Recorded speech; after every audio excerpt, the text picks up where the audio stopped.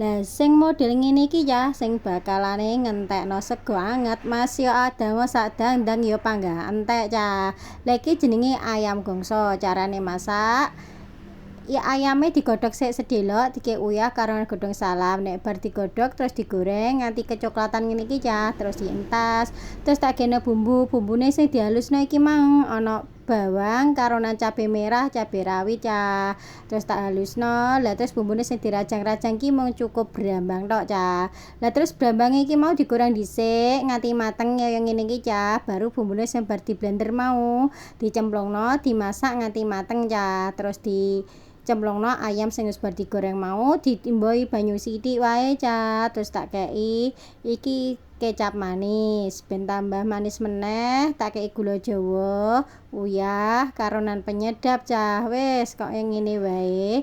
Terus tak kei irisan tomat karo lombok meneh ben tambah pedes cah. Wis tak aduk-aduk, tak ambeno nganti sat kaya ngene serondokan.